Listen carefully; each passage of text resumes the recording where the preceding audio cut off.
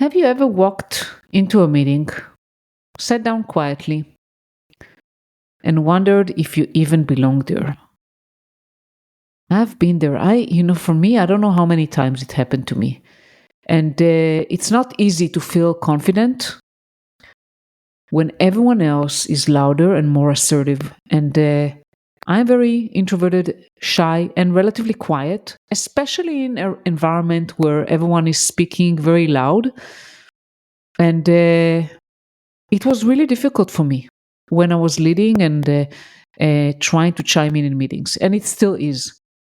And that's why I'm very excited that today I'm meeting with Jenny Toh, who I interviewed in the past, and she's here today to show us that introverted leaders don't need to change who they are to make an impact.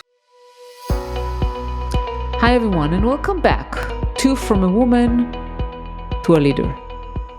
And this podcast is dedicated for you, women in tech, and help you navigate male-dominant field. And I'm thrilled to have Jenny Toh today. And Jenny is an inspiring coach. She's certified in positive psychology and the founder of River Life Coaching. With her background as a lawyer, now she dedicates her work to empowering introverts like herself to lead with quiet confidence.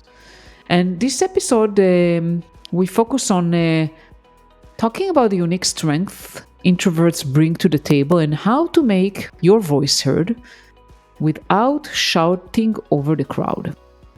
Jenny also shared practical tips for navigating challenging work environments and advocating for yourself in a way that feels authentic. So for all introverted leaders out there that curious how introverts thrive, I think this conversation is going to help you. It's packed with insights that you don't want to miss. So let's dive right in. Hi, Jenny. Welcome. It's such a pleasure having you again in my podcast. Hi, Limor. It's great to be back, and it's good to see you again, too. Good to see you, too. And we're going to talk about introverted women leaders. So if you are one, that episode is for you. And we're going to talk about, how women that are introverted and that struggle to make their voice heard, how can you ensure your voice are heard without being loud? So I can very much relate to that because I am an introverted person, and I had that challenge too when I was leading up team. I think even going a bit wider, a lot of women have that challenge, right? And it hits us even more when we find out we identify as being a bit more introverted than extroverted, and especially if you are in a meeting or in a setup where there are more extroverted male individuals, then you really feel that, do I have to be that loud? Do I have to be that brash to be heard? The answer is no. However, it's not as straightforward as just, okay, then do I just keep quiet and then people will come and say, Jenny, can I have your view? That doesn't happen either. So it's a balance. You do need to find a way that works for you. So in my coaching with my clients, I'm not saying a one size fits all answer, is to actually, first of all, understand authentically, how do you want to be perceived? Yeah. And I think that one of the questions that I ask my clients, is what do you want people to get out of the meeting, if that's a meeting, right? I mean, what do you want, what the outcome should be? And also when they think of you, what do you want them to, what do you want to think basically about you? And we start usually with that. As Stephen Covey said, begin with the end in mind, right? I mean, I love Stephen Covey. So it's like begin with the end in mind. What do you want people to know and what do you want them to get out of the meeting? I agree with that. And I also love to kind of like get my clients to think like, just say, okay, let's just use the example of the meeting since we started on it. If you're going into a meeting, ask yourself, like, what's your intention going into this meeting and what's your desired outcome? Not always you get your desired outcome, but it starts with, like I said, begin with an end in mind. What's your intention going into the meeting? To add a layer to that, also recognize that if you're invited to the meeting, they expect you to give something of value unless you're really a quiet participant, as in like you're copied and you're just attending the meeting as an audience. However, most of the time at senior levels, when you're invited to a meeting, your mindset should be, I'm asked to be in the meeting. Therefore, I deserve a seat in the meeting just as much as anyone else. If you begin with that thinking, you're not going to make yourself smaller than you should be, right? So a lot of women feel that I don't really think I belong, at this meeting. And sometimes they even take the seat further away from the center of the table. But why do you do that? If you start with intention, I belong in this meeting, I have just as much to contribute as anyone. You don't need to be loud, but then you feel that, okay, I have something to contribute, I want to contribute. And another layer, because for us who introspect, is to say, if I hold this information back and not say anything, what benefit am I depriving from the participants in the meeting? Those are all great points, and I think, at least from my perspective, it happened a lot because I was different, right? I mean, not just being a woman, but being an introverted woman and being more quiet. To be honest, a lot more humble than my main counterpart. I like to show my value in actions, not in speaking. And I felt like, am I worthy? Because I was very different. So I think my message also would be like, you are worthy, and you probably bring some other kind of values to the table. You are different, and it's a good thing that you're different. Mm, mm. I agree with that as well. It's also understanding who else is in the meeting. So I know this probably is going to be another topic about psychological safety, but sometimes you go in the meeting, you don't feel safe, and then therefore you hold yourself back. However, in meetings where you know everyone and there's a healthy level of trust and safety, why are you holding back? Actually, that's a very good practice ground for the more introverted types to practice speaking up, sharing views, and even asking questions. Sometimes the questions that come up in us, we think that, oh, that's a silly question. But for all you know, everyone's thinking that question and no one is asking. So I know it takes courage, but when you ask that question, you get people to start thinking differently. For sure, I think questions can be very powerful for discussion, just to keep people thinking about things that maybe they haven't thought about, and it shows your level, right? I mean, how you're thinking at things and how you're looking into the space. So it's definitely can be very powerful. And I think it starts with what you said about, first of all, the physical space that you take in the meeting. How do you sit? How do you show up? Mm, Right? I mean, sitting straight, with your arms like that. I mean, showing presence, showing you are there, you are important. And in order to do that, you have to feel you are mm, important. You have to feel worthy. You have to build that inner confidence in yourself. I think that's kind of, the base for everything. And it's not easy. I know that firsthand. It's not easy. So, kind of, Jenny, tell us, how do you get there? How do you get that confidence built up?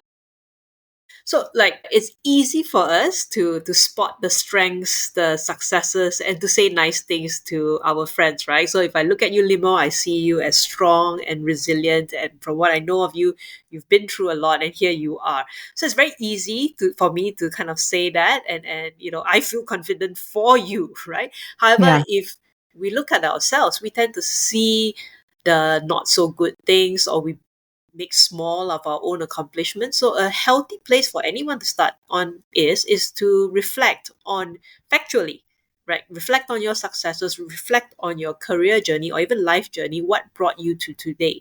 And if you were looking at this person almost like a friend or someone you really care about, take that third party perspective, what would you say to this person? So it helps my more introverted clients to do this exercise to start saying, actually, Limor has gone through so much. She's such a strong person. Rather than I, Limor, am such a Yeah, strong person. It's harder to move there. Ideally, we all move there to be able to look at ourselves in the mirror and say, I am strong. I am worthy. I have what it takes to really show up in this meeting. If you can't get there right away, it's healthy to even reflect in writing. Like, Jenny is capable, Jenny has so much to share, and to start that, and slowly you shift. So it starts with the mindset. How do I want to show up in this meeting? And if I show up less than what I want to be, I'm really depriving others of my sharing, of my thoughts, of my views, and therefore the meeting isn't going to be as diverse and rich as opposed to when I shared my views. for sure. And I usually tell my clients, I mean, a lot of them are trying to move up, and I usually, one of the things I tell them a lot is like, think of yourself as if you already got where you wanted. Let's say you want to get into a director position, right? And you are right now a manager. Think of yourself as a director and ask yourself, what would a director do?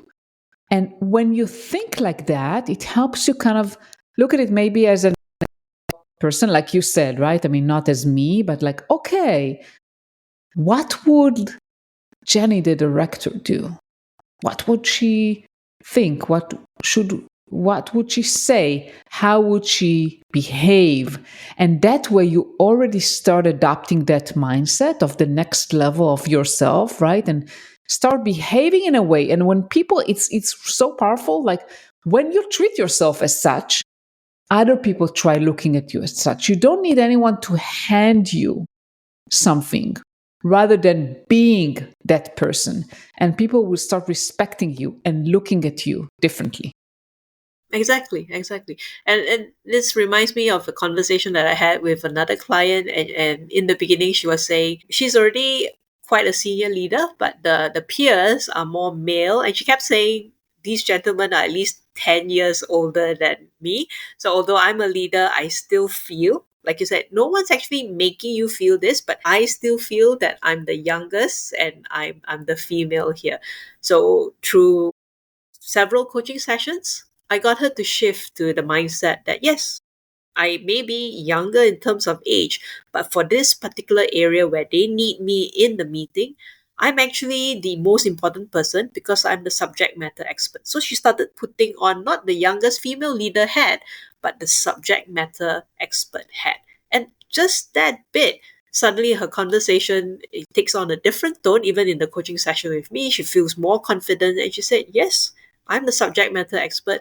I can say this thing will not fly and we should go this route, and people respect me for it. Actually, they already respected her for it. So sometimes we hold ourselves back by the beliefs the beliefs that we think this is how people perceive us. Yeah, I would say it's more than sometimes. It's most of the times we are the one holding ourselves back, right? I mean, this is a sentence I said several times lately. It's like, no one can hold you back than yourself. Yeah. And coincidentally, I think I read something this morning is that no one makes you feel this way, whatever feeling that is, unless you allow them to. So if you feel Exactly. like, I feel small, I feel, upset, no one's okay. The action may make you upset, but for you to stay in that emotion of being upset, it's you're allowing that emotion to get the better of you. For sure.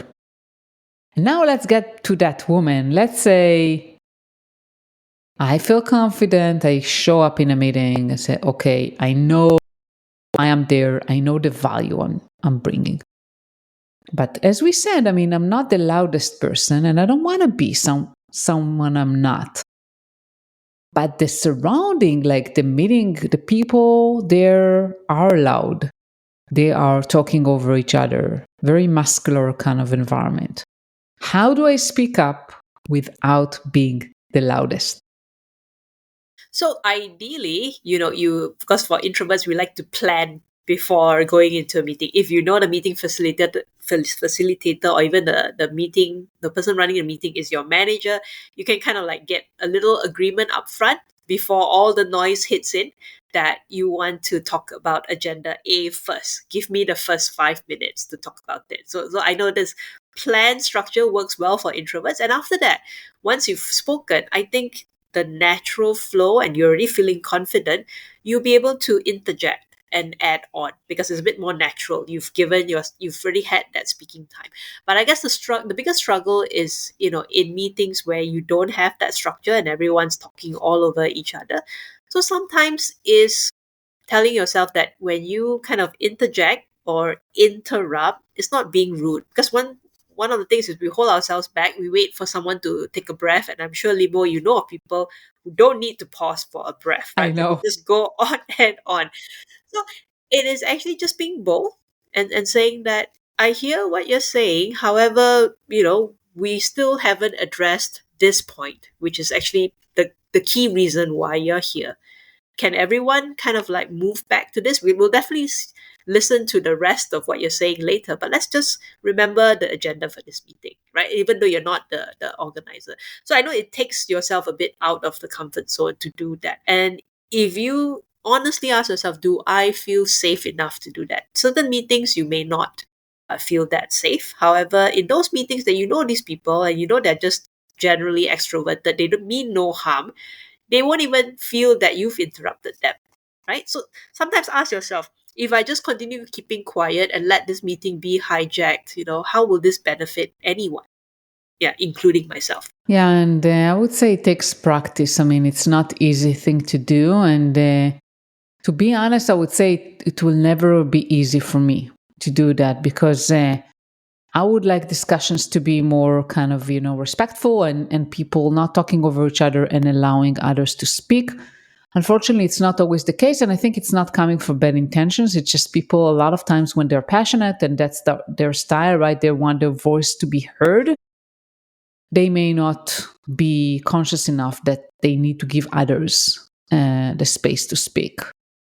It's hard, but when you practice it, I think it becomes maybe easier. I don't know if to say easy, but Yeah. easier. When you practice it, it's a muscle that you build, right? So it may not be easy. You might still feel the pain and the discomfort of speaking up. But if you ask yourself, it's really not productive if I let this conversation carry on as it is. And I'm not just doing it for myself, I'm doing it for everyone who's attending. Because, Limo, I'm sure you've been in meetings that run for an hour. At the end of it, you come out and you think, what was that all about? Right? Because there was no structure, no outcomes. So, that way, that was a badly planned meeting. So, if you could just take that initiative, put a bit of structure, you know, guide that direction of that meeting, how much more productive would everyone feel? Absolutely. And I've been in many of those. Too many, I would say. Yes. And let's maybe shift gears toward talking about career progression and less just about meetings, because we have that problem as well as women, and I know that firsthand. Feel uncomfortable to speaking up on our own achievements and asking what we deserve. Mm. It feels like vanity, it feels like bragging, at least for me and for many of my clients. And I work with them to change that. Tell me how it is for your experience with your clients and maybe some tactics to help them. I mean, a common belief structure that we have is if I work hard enough, my work should speak for itself, right? That's what I grew up with, in my earlier days in my career. However, we know in this day and age, everything is so noisy, everything is so distracting. Your hard work, if you don't talk about it, will go unseen. So it's just recognizing that that's my belief, but how is that belief helping me now? Right? So it's not about being arrogant or being, bragging about what you've done, but it's hard work and you've put in the effort. So if you don't talk about your work and it's not seen, how are you doing justice to yourself? So sometimes is getting my clients to think, if I don't look out for myself, who else is going to do that for me? If I don't take charge of my own career progression or my career journey, who's going to drive it for me? Your boss is not going to say, "Oh, Limo, you've been great. I'm going to give you a promotion right now." Tell me which Maybe they manager would. does that nowadays. Maybe they would, but it doesn't happen most of the times. Yes. So it's just that belief, like, if I talk about this, then I'm bragging, then, I don't like the person I'm becoming. It's not asking you to change into someone you're not. It's just thinking, if I don't do this for myself, if I'm not my best advocate, who's going to advocate for me? I completely agree with you, but I also think that you have to advocate for yourself in the way that suits your personality and your values. Otherwise, it will feel fake to you. It will not be who you are. You will try to be someone you're not. That's true. So for leaders who are more introverted, they might not say I'm a great leader, but they might say that, my team did this project and the outcomes of this project has, produce ABC result which benefits the organization.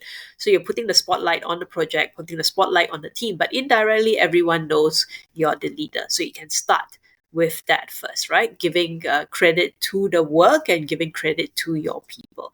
However, if you're an individual contributor, ask yourself, do I want to continue in this role for X number of years with no progression? If the answer is no, you do need to think, how can I build more visibility? And like you said, be authentic. So maybe it's just have those meaningful one-on-one conversations with the people who matter, getting feedback, getting them to give independent feedback to your manager, right? That's very powerful as well. Help getting people you trust and you've worked with to actually say nice things about you. I absolutely agree. And feedback, I think that's one of the strategies that I like to use.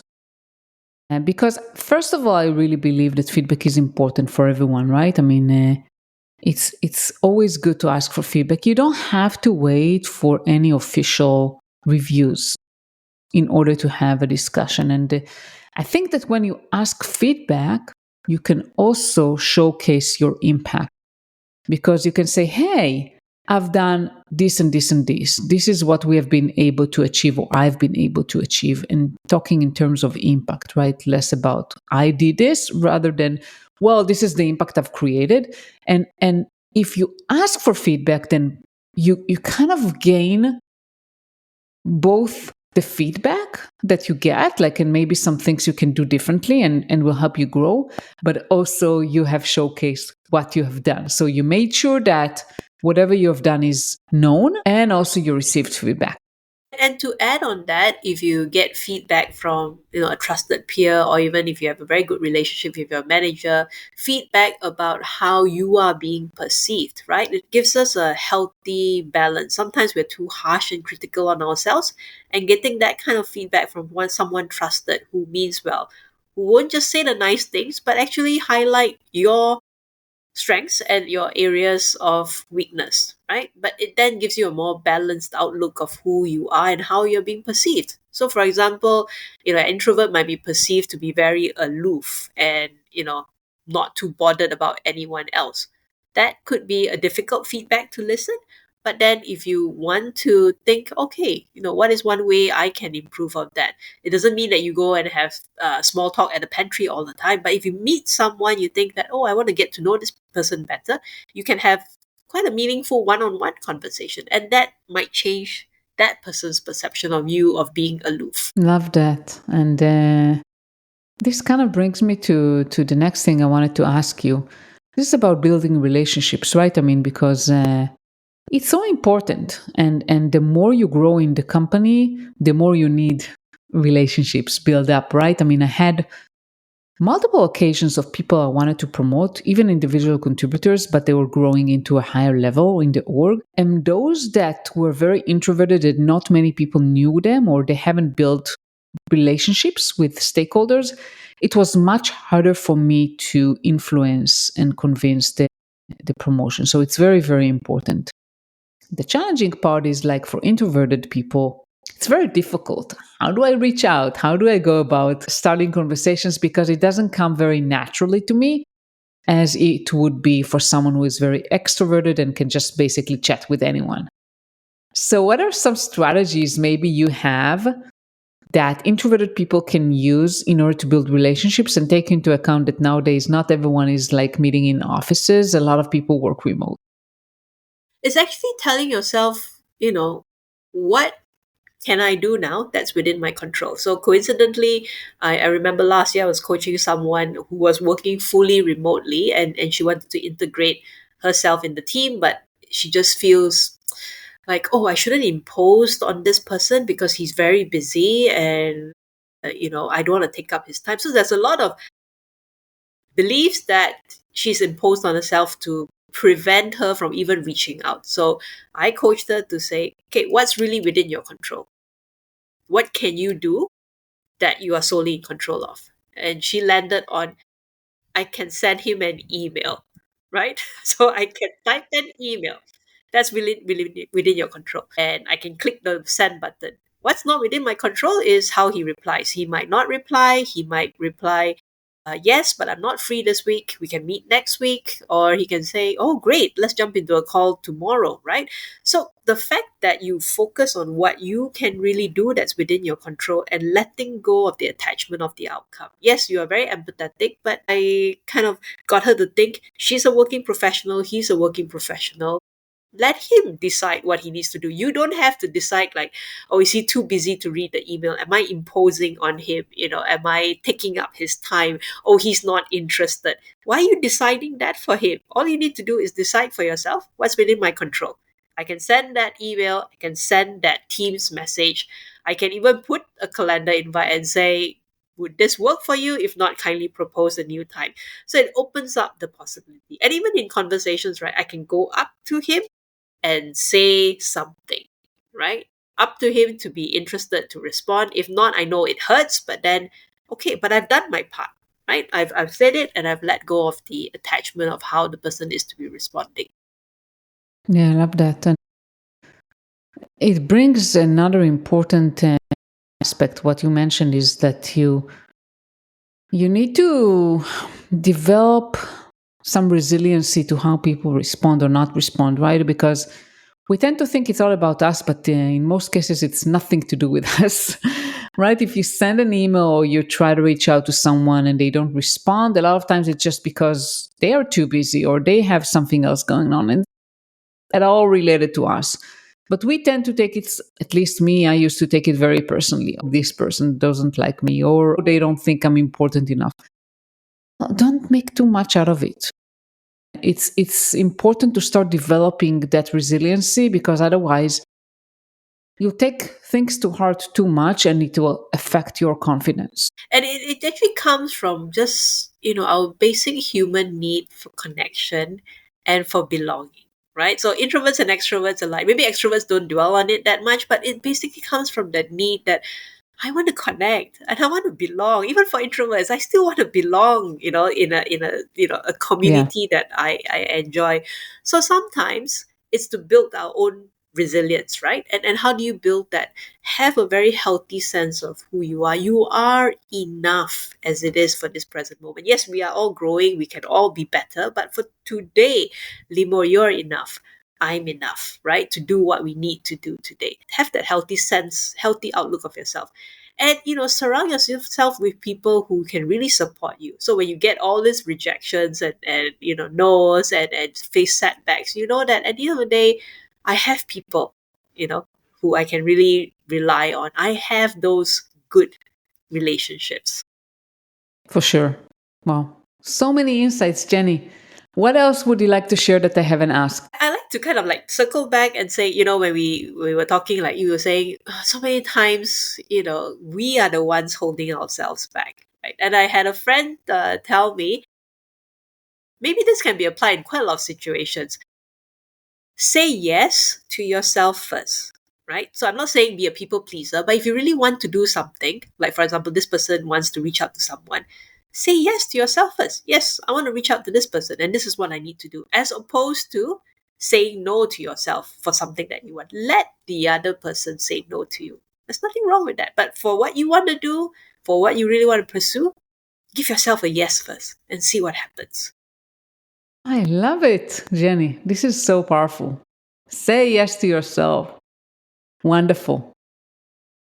Before we part ways, tell our listeners a little bit about who you serve and how they can find you. Okay, thanks, Limor. So my company is River Life Coaching. The website is also www.riverlifecoaching.com. You can find me most of the time on LinkedIn, my company page, or find me Jenny Toh. I'm based out from Singapore, and I would love to get into just a short call with you if you are interested in coaching. And I coach a lot of introverts, male and female alike. However, I'm really passionate about supporting introverted females because, like Limor and myself, we're both introverts, and I think that's we really understand how an introvert feel. Although everyone is still different, and we just want to pay it back, right? Make it a bit easier for people to really feel that sense of belonging and also to feel that they've been heard and understood. So I hope that this episode you will feel that, okay, someone knows, the challenges that we are going through. Absolutely, and I'll put your website and LinkedIn URL on the show notes. Thank you so much, Jenny, for speaking with me today. It's been a pleasure as always. Thank you, Limo. Thank you so much for listening for my episode with Jenny. And before you go, I want to give you a sneak peek for next week. And super excited that next week I'm speaking with Ivana Nikolic. I actually met her in Vienna for the Female Factor event in the Vienna City Hall in September. And we connected and realized that we have to record an episode. Ivana is a very impressive woman. She started her career actually working for the Macedonian government. When she was in her early 20s, all her peers were white male in their 50s. And she did extraordinary things. She was working with international companies, basically convincing them to invest in Macedonia. I think it's very impressive. And obviously, she is still impressive. Actually, she was selected to Europe's one of the 40 under 40 business leaders. And we talked about her journey, her career. We talked about continuous learning. And I think that this episode is going to inspire you. And definitely you don't want to miss that.